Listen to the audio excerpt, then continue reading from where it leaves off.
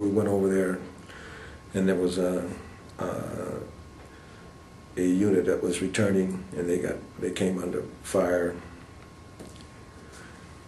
So we went in and did some suppression and do what we could. And that night, they ran into trouble in the fire base. Nearby fire base was about to be overrun, and we went in, and they were out of ammo, out of everything. So we went in and dropped some ammo in there and stuff like that. That they had shot down a helicopter earlier that evening with small arms fire, and then.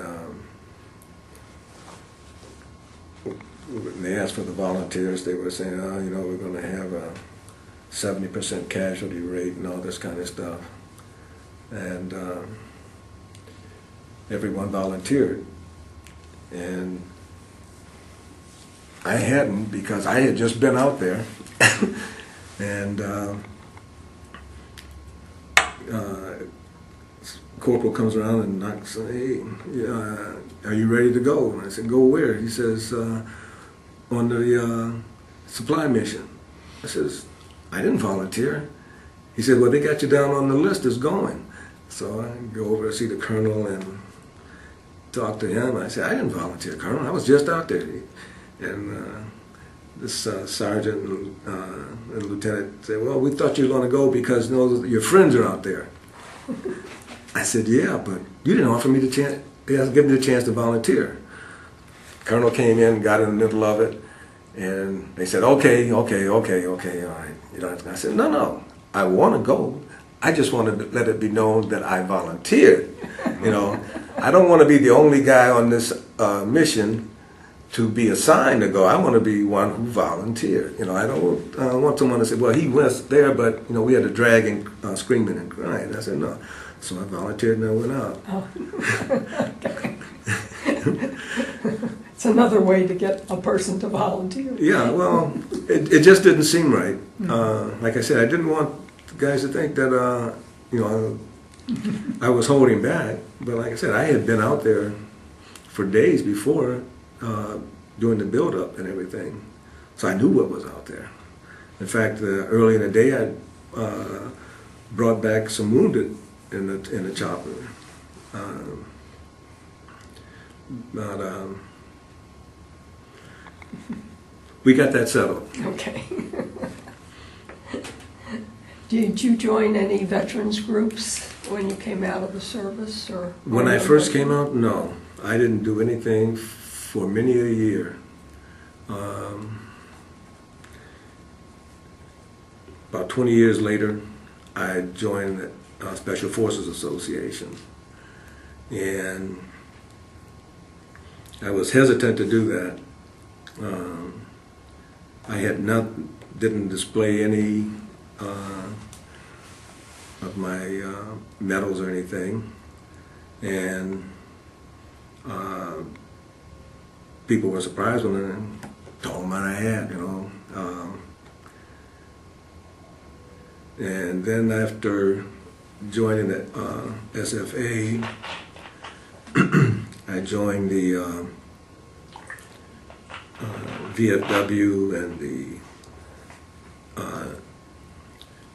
American Legion and the DAV.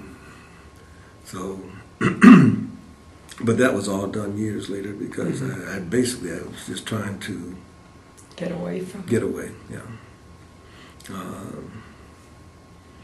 And like I said, my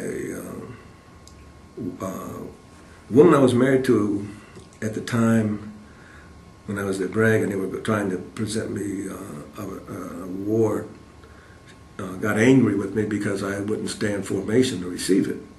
And so they finally just put it in the mail, and then she got all upset because I didn't stand there, you know, and have them pin it on me. So I said it was just one of those things where people were trying to kill me and I didn't die. So then later, with my wife and kids now, they found out just recently, and they're still finding out. Because sometimes things pop up and say, "Oh yeah, I remember that now." Yeah. Is a great deal of things that I have forgotten. Names, some guys can remember names, and I had a great deal of difficulty doing that. And I started recalling as through SFA when I would meet guys and we would start talking about, oh, this and that, oh yeah. In fact, one guy just died recently. When I was in Play Cool, the C team came under attack and the rockets were coming in. And I came out of the bunker the next morning, and there was a 122 rocket stuck in the mud right outside the bunker. And as it was, the bunker I was in had a ton of ammo in it. But that guy and he was on his way out of country at that time. And so we started talking about this thing, and about that rocket stuck in the mud. I said, if that thing went off, man, they wouldn't have even found my boots.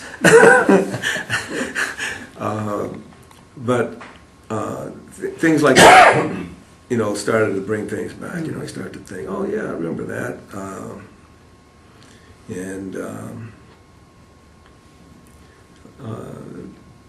So with the SFA, it's a good way of remembering, because when we talk about things, we don't necessarily bring it up and discuss it as these great exploits. Just things just come out little by little. You find out. One guy went into Africa and rescued a bunch of nuns in the 60s out of Rhodesia, things like that, when they had the Mau Mau uprisings. He had some grisly experiences in that. Sergeant I worked for in Vietnam, I find out years later, he was on a mission that went into the mountains on the Russian border and retrieved some classified equipment from a plane that went down, and the remains of the crew and everything. Just little things like that. And you start thinking, oh, another guy, Bud, he did a lot of work in East Europe during the Cold War. Bud, you ever go to Vietnam? Nope. That was that. But you find out about Bud, slipping into the Soviet bloc. I said, man, that was some rough situations. But I mean, things like that put things in perspective, and they still do.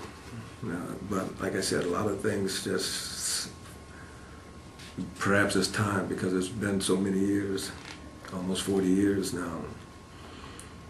But in a way, I guess it's good. Mm-hmm. Well, we sure appreciate your coming to tell us your story. It's a very interesting story. I hope it helps. Make a good DVD for the Veterans History Project. You're more than welcome. Is there anything else you would like to say? No, that's it. I'm glad I could help. It's a good story. Oh, thank you. And we appreciate your work in the service. Yeah. I'm always in awe of people who were in World War II. I always tell people, I say, you think it's rough in this battle? I said, land on the shore on those islands or on those Normandy. When you came back, during the time when we came back, people showed appreciation. When you came back, that was a terrible thing that happened in our country then. Oh yeah. And it wasn't you should have been thanked instead of